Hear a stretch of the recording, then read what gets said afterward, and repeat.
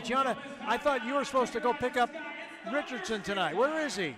Yeah, you may notice that guard Malachi Richardson is not in uniform tonight. He was expected to be after he was assigned here yesterday by the Sacramento Kings, but because of the torrential downpour and the severe flooding that we've seen all over northern Nevada and California, he was not able to make the trip.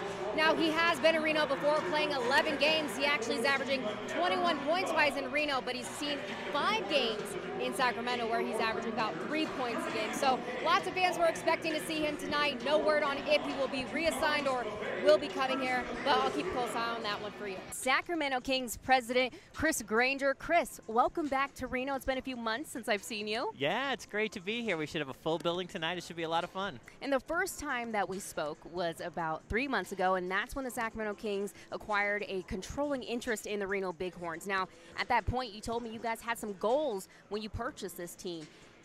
Have you accomplished what you wanted to so far? Well, it's a long process, right? But I think the key is for everyone to understand we're trying to invest more resources into the Bighorns. When you talk to Malcolm Turner, the D-League president, he talks about every team having a one-to-one affiliation. Now, since the Kings and the Reno Bighorns have that, what would you tell other teams about actually doing it and why it can benefit you? Well, again, I can't imagine why you wouldn't do this. Gianna will have our player of the game, and who else but number 13? Lamar, 40 minutes, 31 points, 8 rebounds, 5 assists. Talk about the ending of overtime. You take that long three. Yeah, I seen the opportunity. I had too much space. I just shot it. And we work on it all the time in practice, so God's willing, it went in, so I'm grateful for that. Did you double guess yourself at all? I saw you looking at Reggie Hearn. He was semi-open. I was looking straight to the basket. I knew he tipped it, and I knew they was going to review it and see how much time, so I wanted to get it off early just for that reason. So I'm glad it went in. I'm glad it worked out. What does this win do for this team? You guys have lost 2 in a row at home. You get this one at home now. Hopefully it starts a run. We need one. We've been playing better over the past couple weeks. Last 2 games, we took a couple steps back. So now, hopefully, let's get our train rolling and we can get a couple wins. Incredible ending. Great job tonight. Dan, Ethan, back to you. Thank you, Gianna. You talked about a streak. I was going to bring that up next. December was definitely a big month for you guys. You won your last game and actually won the last 3 out of 4. What did December mean to this team? It meant a whole lot. We started to play defense, and I always said we're a defensive-minded team who can score the ball. Now, I got to go to practice last night. You guys seem to have this energy about you, and a lot of the guys, they were talking about it's a new year, new attitude. Is that a motto that you're pushing? Well, confidence. I think we've started to have some success with some of the things that me and my staff have tried to instill in the guys. It seemed like during that practice, like you were saying, it took a little bit of time to get into things, but halfway through you guys are shooting pretty well. Particularly Reggie Hearn is someone that I'm noticing back from injury. He seems to be in his form right now. Yeah, Complete Coach Rico kept form. telling him, hey man, don't use all the bullets today. We need some for tomorrow. He really came out and shot the ball well. You and Ethan have both already talked about Lamar Patterson getting the nod to the Hawks, but I talked to head coach Derek Martin about losing him, and does that create a void? Does it change the game plan at all? And he said it changes a lot of things tonight. He said we don't have a guy that can average 35 points a night, but we do have guys that can average 10 points, 15 points, 17 points. He said it's going to be a group effort to fill that void, and he knows that they have some guys that can do it. Was he specific at all of who he was looking at? Because as I mentioned earlier, Pishon Howard, I was the guy who could step in. Did he mention names to you, Gianna?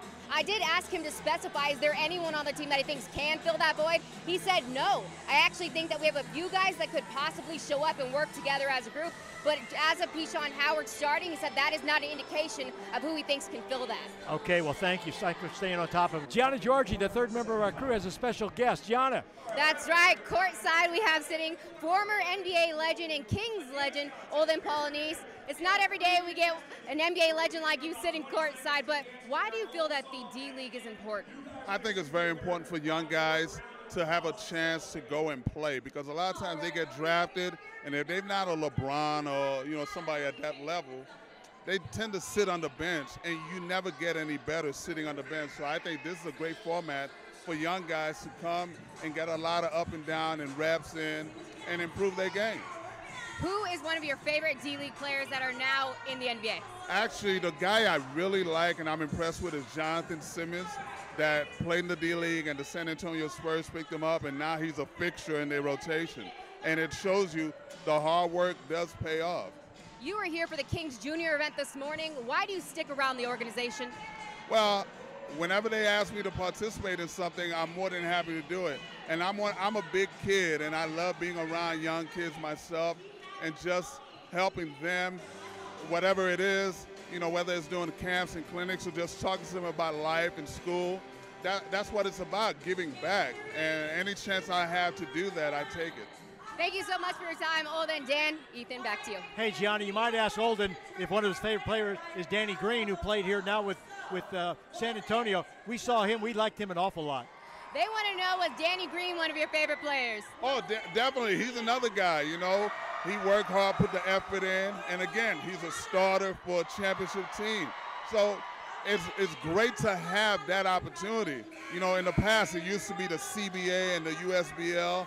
But the D-League now, it's kind of like similar to what baseball has, which is our own farm system. And finally, the NBA realized that it was important. Thank you so much. Dan, back to you. Thanks, Gianna.